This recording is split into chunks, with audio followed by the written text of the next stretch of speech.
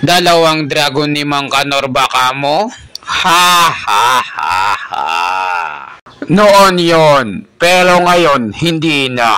Kung ganon, isa pala siyang patapon na drop out na mag-aral. Pero paano siya nakapasok dito na parang magnanakaw? Lahat ng sekto ay hindi na tumatanggap ng patapon na mag-aaral. Kasama na doon ang dalawang dragon ni Mang Kanor. Ha ha ha ha. Pwede nilang subukan ang lahat ng makakaya nila para mapalabas ako. Pero walang makakapigil sa akin sa mundong ito kung saan ko man gusto pumunta. Oh, grabe naman ang lasinggero na to. Napakatapang at napakayabang na sobrahan na ata siya sa alak.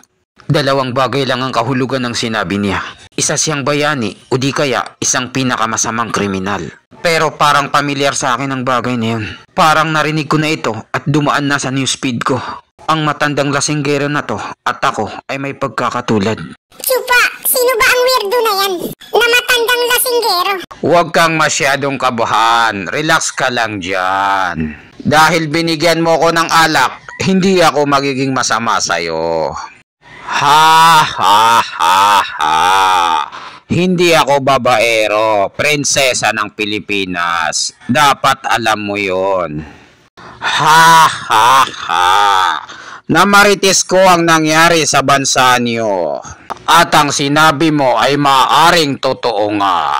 Sabihin mo ngayon sa akin, tama ba ang naging desisyon ng ama mo? Bakit niya ako tinatanong ng ganito? Isa siguro siyang marites. Kahit sabihin pa natin na siya ang aking ama. Pero ibinenta niya ang sarili niyang bansa. Wala siyang pinagkaiba sa isang masamang tao. Ha ha ha ha. Napakamatapat mo namang prinsesa. Ano ngayon? Lupa lang naman ang nawala at walang mga sundalong pumasok sa bansa. Pareho lang naman yon, walang pinagkaiba. Diyan ka nagkakamali, bata. Malaki ang pinagkaiba. Kapag sinakop tayo ng ibang bansa, ibig sabihin noon ay papatay sila ng maraming tao at sisirain nila ang mga lugar. Maraming mga inosenteng mamamayan ang madadamay. Samantala, kapag nagbigay ka ng kaunting lupain, hindi mangyayari ang ganong karahasan. Halimbawa na lang ng Scarborough Shoal at Spratly Islands. Kahit ano pa man ang mangyari, ang lupain ay pagmamay-ari ng pamilya ng dugong bughaw o di kaya government. At ang mga katulad nating karaniwang tao ay walang karapatan dyan kahit na sentimo. Pero kahit ano pa man ang mangyari sa bagay na yan, tayong mga karaniwang tao ay magtatrabaho pa rin araw-araw para sa mga namumuno sa bansa at magbigay ng pinaghirapan nating buwis sa kanila. Manalo o matalo ang kandidato, ang mga karaniwang mamamayan ay sila ang magdudusa sa bandang huli. Kaya pareho lang ang magiging resulta. Hindi pa rin mababago ang korupsyon. Gaya ng sinabi niyo, ang dalawang dragon ni Mang Kanor, mga sekto at ang mga namumuno sa bansa. Lahat sila ay pare-parehong nagpapalaki ng kayamanan. Tapos yung pondong pinaghirapan ng mga tao na may pundar, ay sisip-sipin nila ito hanggang sa wala nang matira sa kaba ng bayan.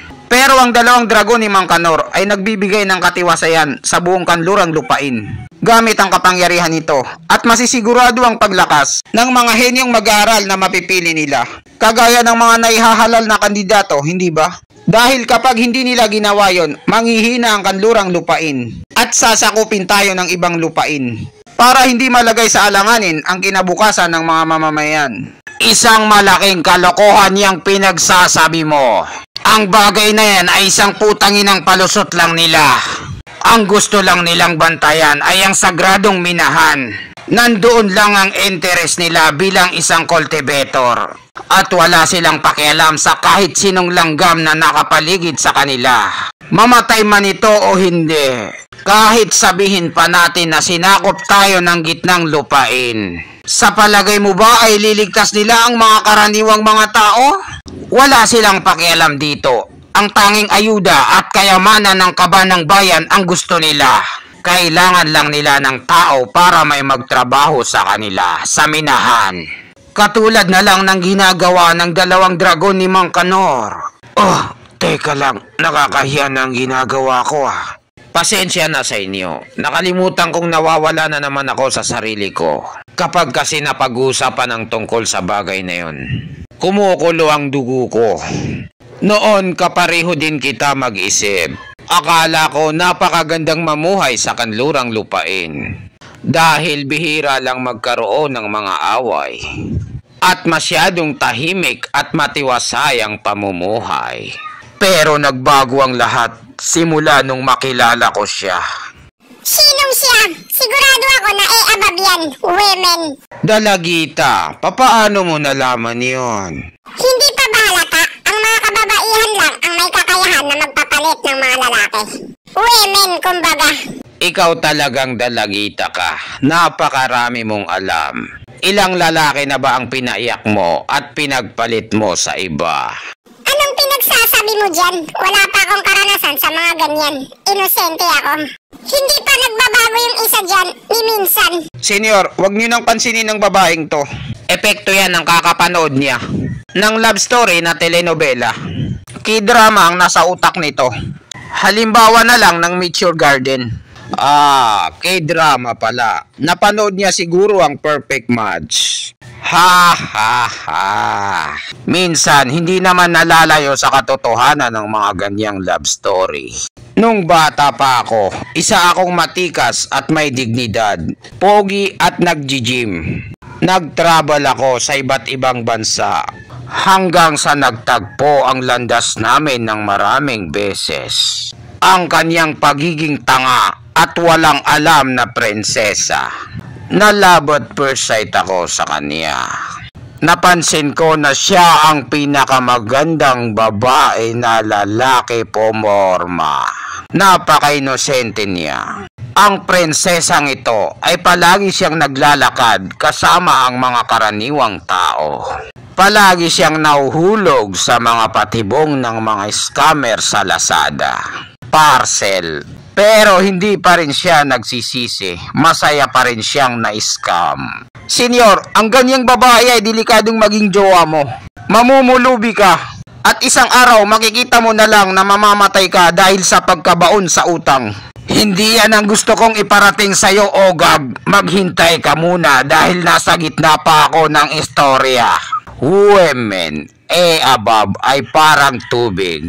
Ang mga lalaki ay kailangan nila ito sa kanilang tabi, pangpalipas oras. Sa napakaraming tagpuan namin, ang kaniyang pagiging walang alam at bobo ay nagdala sa akin sa paghintukos sa pangarap ko. At napaaway ako ng napakarami. Kapag naiisip ko ang mga panahon na yon, parang wala na akong pake sa lahat.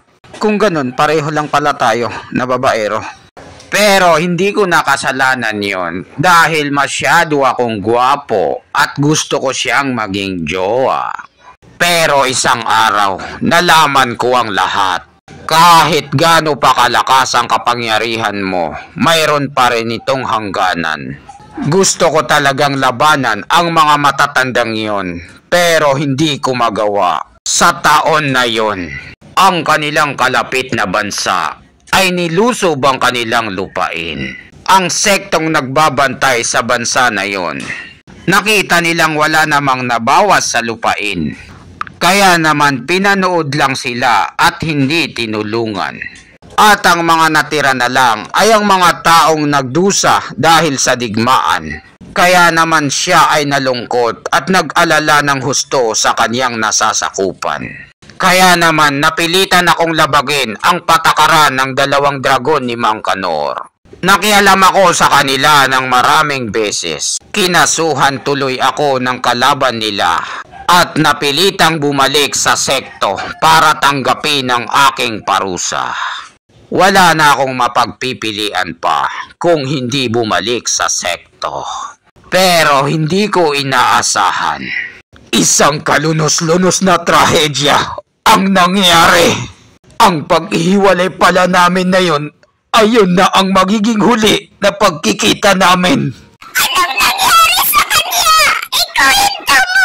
Tangi na ang babaeng ito dahil sa kakanood mo yan ng maraming K-drama. Noong nawala ako sa tabi niya, sa kanila ginawa ang masamang balak nila. Habang hinaharas nila ang mga mamamayan sa pagitan ng dalawang bansa, nagkaroon sila ng kontak sa prinsesa at pinilit nila ito na patrasin ng depensa. 1,000 milya papasok at sa mga bulubundukin mapapadali ang depensa nila. At sa magkabilang panig, hindi madadamay ang mga sibilyan. At dahil bobo siya, nahulog siya sa bitag. Ninakaw niya ang pangsilyado ng emperador. At siya na mismo ang lumagda dito sa kasunduan na pagbawas ng lupain.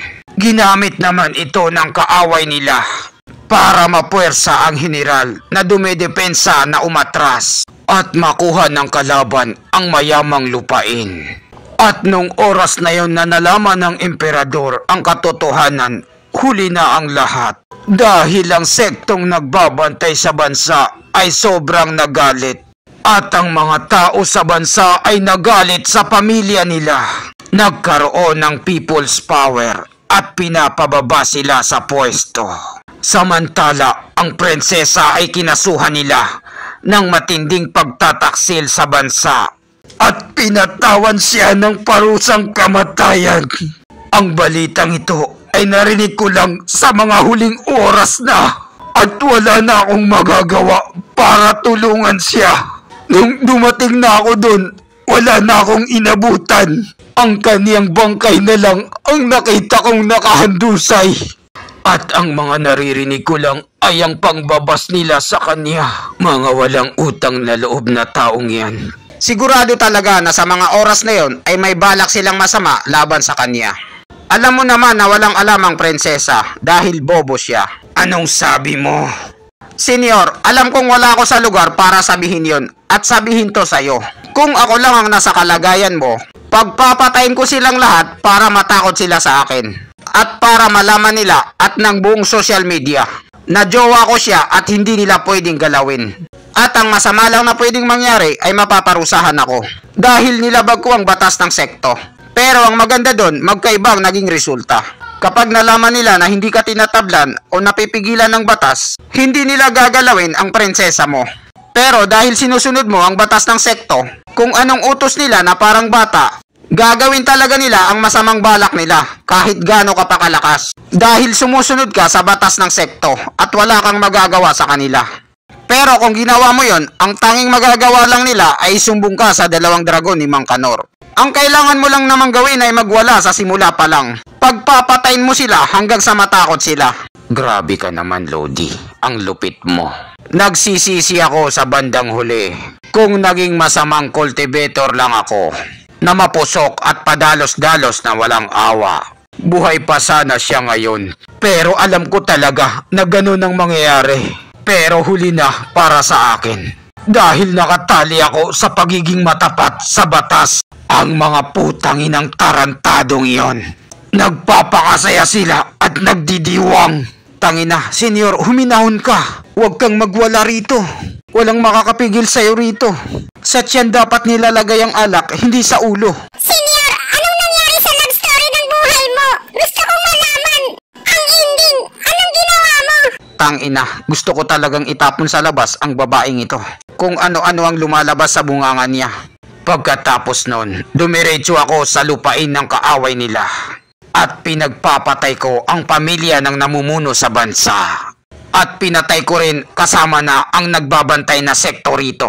At itinapon ko bilang panggatong ang plaka ng sekto nila. Ha ha ha! Magaling! Yan nga ang sinasabi ko sa'yo eh. Bata, mas magandang mawala ka na lang sa mundong ito. Dahil hindi magtatagal, gagawin mo itong imperno. At least, wala pa akong pinapatay na tao sa buong buhay ko. Bata, alam kong matigas ka, matalino at matapang. Ang tanging kahinaan mo lang ay ang puso mo. May iba nang tinitibok. Gaya nga ng sinabi ko, ang mga masasamang cultivator ay hindi matibay ang kanilang puso. At bihira ka ring makakita nun sa mga banal na cultivator. Kasama na rin ako doon. Ha ha ha ha. Dahil sa ginawa kong gulo, napilitan ng dalawang dragon ni Mang Kanor na tugisin ako. Pero sino ako sa akala nila? Hindi ako basta-basta titiklop ng ganon-ganon na lang. Noong una, tinanggap ko ang parusa sa akin ng sekto ng bukal sa loob ko. Pero ngayon, masyado na akong nasaktan at wala na akong pakialam sa lahat. Ang tingin ko sa buong mundo ay kaaway ko lahat. At nung bumalik ako sa sekto, pinatay ko lahat ng makita ko. Kahit sino pa yan sa 10 sekto ng kanlurang lupain. Nilalampaso ko sa sahig lahat. At nagkaroon ng matinding kaguluhan. Pagkasunog ng maraming lugar. At yun din ang naging babala ko sa lahat na wag nilang gagamitin ang batas sa akin. Pabayaan nila ako at wag pakialaman. Pero kahit ganun pa man ang nangyari, para saan pa? Hindi na siya may babalik pa. Biyudo na ako ngayon. Isang sekto lang sana ang balak kong wasakin. Pero kinain ako ng galit ko. Kaya tinira ko silang lahat. Naging isa akong totoong mamamatay tao. Parang pamilyar ako at narinig ko na ang kwentong ito. Napakalapit ko na, sobrang lapit. At mawawala na ako sa sarili ko. At tuluyan na akong magiging baliw. Ang pagiging demonyo ko na ang kumukontrol sa aking katawan. Kung ganun, senyor, papaano mo nalagpasan ang lahat at naging matino ulit? Nagparehab ka ba? Nagpapasalamat ako dahil sa kanya. Noong kasalukuyang nababaliw ako, may nakasalubong akong isang babae na naghihintay sa akin. At iniabot niya sa akin ng isang sulat ng jowa ko. Pagkatapos ko itong basahin at nalaman ko, hindi pala siya naloko at loko-loko. Alam niya ang lahat na isa yung patibong at may masamang balak sa kanya ang kalabang bansa at pwede itong makasama sa pamilya nila. Pero kapag ibinigay na lang sa kalaban ng lupain, ang mga tao ay hindi na magdudusa. Dahil sa dulot ng digmaan, kahit ano pa man ang napagkasunduan, tama man ito o mali, ang magpapasya pa rin sa bandang huli ay ang mga namumuno. Nagbalik tanaw ako nung mga time na masaya pa kaming dalawa, patungkol sa mga pangarap namin na mamuhay ng mapayapa sa mundo. Pero ngayon, papaano ko na matutupad ang pangarap namin? Hindi pa rin ako nakaka-move on. Hanggang ngayon sa kanya. Bilang mabuting cultivator, nagtatago kami sa katarungan at ginagamit namin ito. Pero sa totoo lang, lahat tayo ay may tinatagong kasamaan. At hindi ko na kailangan pang banggitin ang tungkol sa inyong masasamang cultivator. Sinabi mo na ang dalawang dragon ni Mang Kanor ay iniingatan ang kanlurang lupain. Pinapanatili nito ang kapayapaan. Pero masasabi kong wala silang pagmamahal sa nasasakupan nila.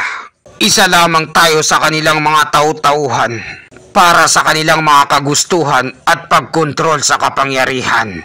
Dalagita, sinabi mo na ibinigay niya ang lupain sa kalaban. Pero kapag nawala ang kabutihan, ang kanlurang lupain ay mananatiling madumi pa rin. Mali ba ako sa sinabi ko? Hanggat ang mga tao ay nabubuhay ng maayos, nang tuloy-tuloy, hindi ba ang mga pinuno at mga nakaupo sa pwesto ng bansa, sila dapat ang magprotekta sa mga tao na nasasakupan nila? Ha ha ha ha. Mautak kang bata ka. Masyado niyong inaalagaan ang mga ordinaryong tao. Magkapareho kayo ng jowa ko. Minsan nagiging tanga siya, pero mas matalino siya sa iba. At dito nagtatapos ang chapter 656 hanggang 657. Maraming salamat po sa panunood nyo. Mag-subscribe para laging updated sa buhay ni Chupa.